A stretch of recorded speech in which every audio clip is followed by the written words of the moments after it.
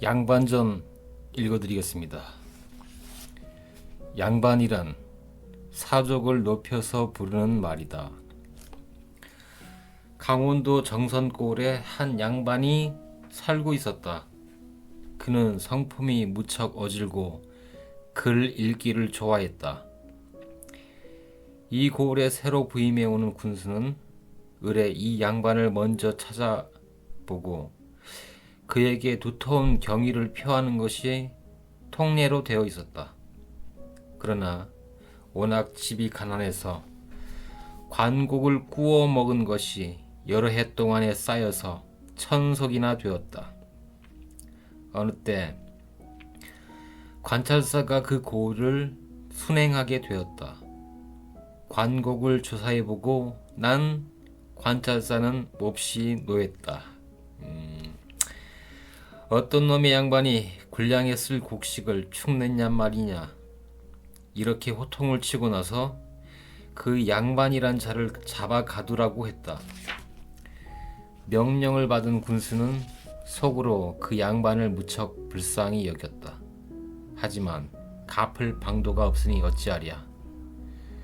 차마 잡아다가 가둘 수도 없고 상사의 명령에 복종하지 않을 수도 없어 일은 매우 딱하게 되었다. 이 지경에 이른 양반은 밤낮으로 울기만 할 뿐 아무런 대책도 세울 수 없었다. 그 아내가 남편에게 푸념을 했다.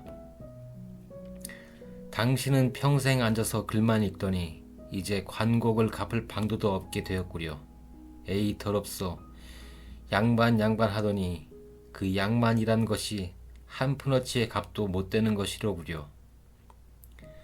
그 마을에는 부자 한 사람이 살고 있었다. 양반이 봉변을 당하게 된 내력을 듣고 집안끼리 의논이 벌어졌다.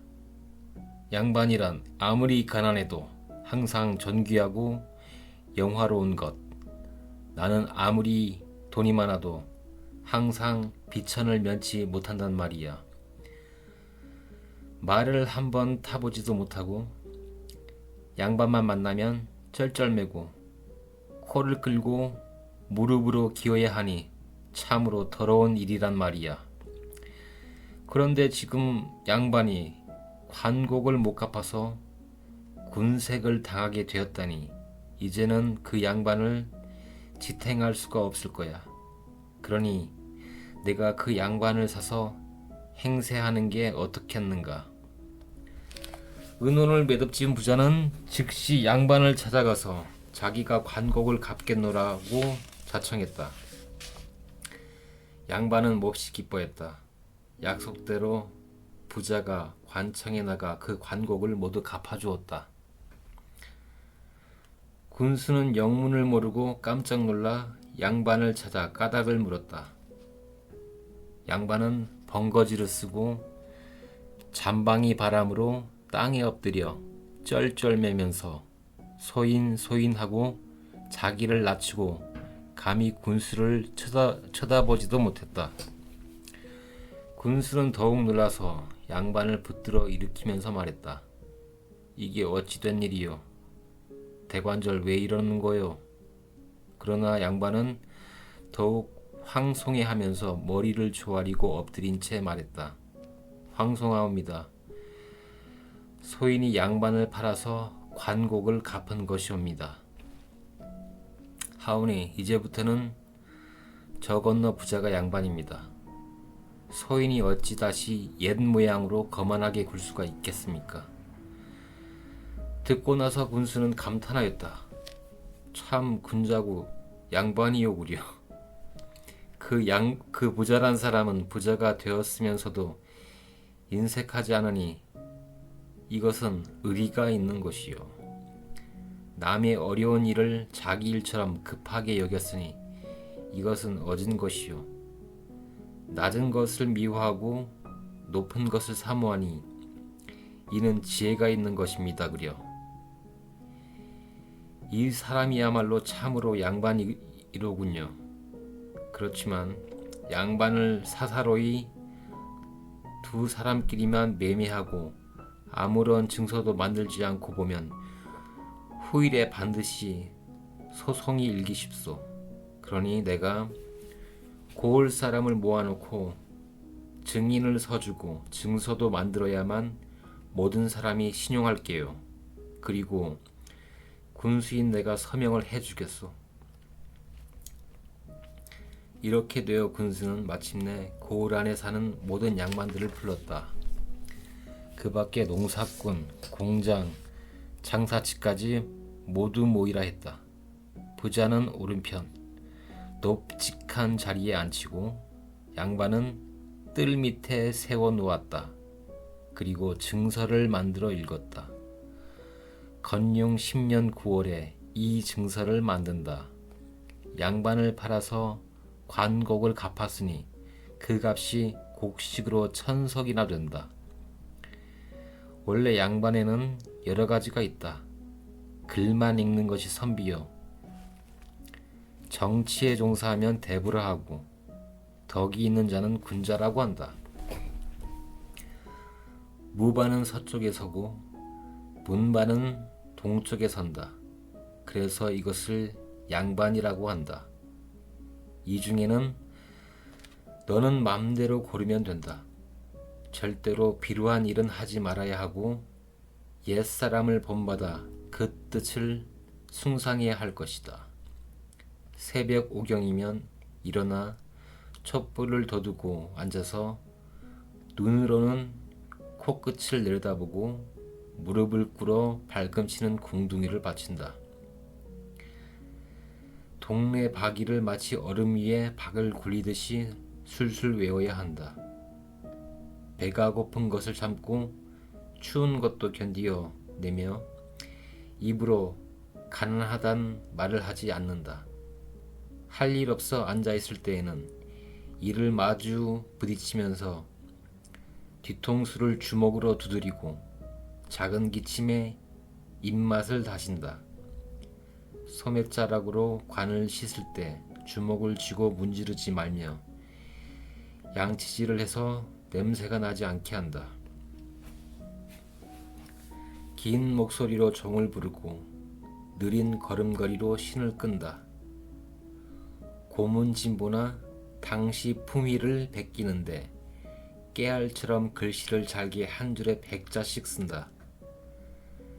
손으로 돈을 만지지 않고 쌀값을 묻는 법이 없다.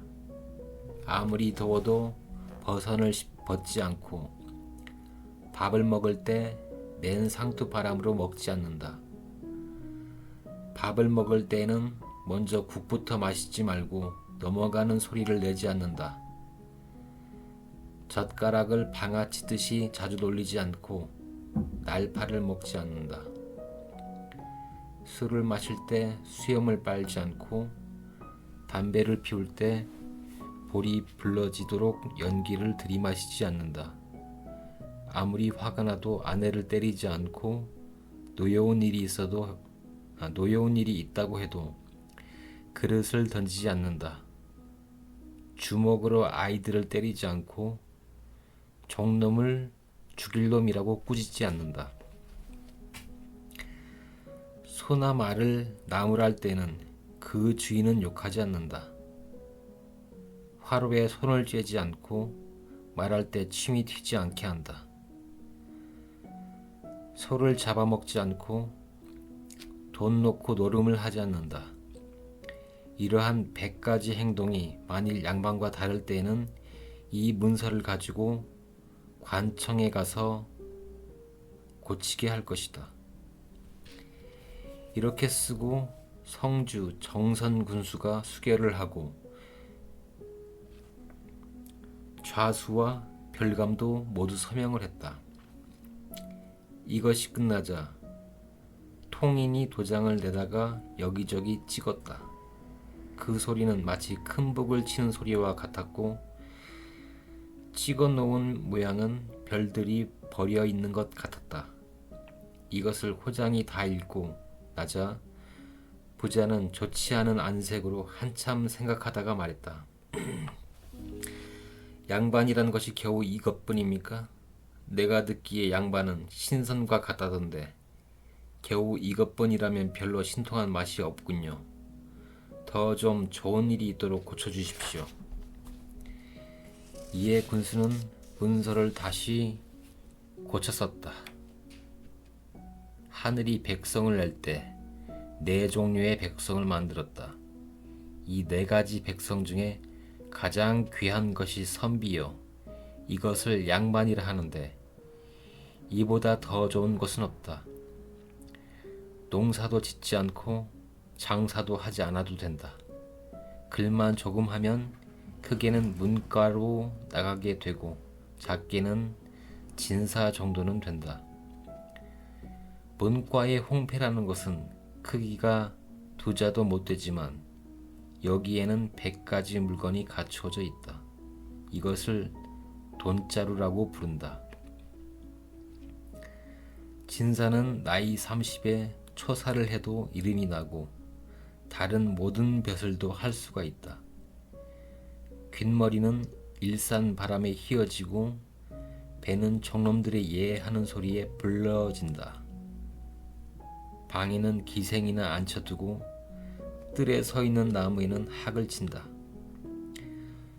궁한 선비가 되어 시골에 살아도 자기 맘대로 할 수가 있으니 이웃집 소를 가져다가 자기 밭 먼저 갈고 마을 사람을 불러다가 내 밥 먼저 김매게 한다. 이렇게 해도 어느 누구도 욕하지 못한다. 잡아다가 잿물을 코에 들이붓고 상투를 잡아매어 벌을 준대도 아무도 원망하지 못한다. 부자는 그 증서를 받자 혀를 내밀어 보이면서 말했다. 아, 제발 그만두시오. 맹랑합니다 그려. 나를 도둑놈으로 만들 작정이시오? 이렇게 말하고 부자는 머리를 손으로 싸고서 달아나 버렸다. 그리고 죽을 때까지 다시는 양반이란 말을 입 밖에 내지 않았다.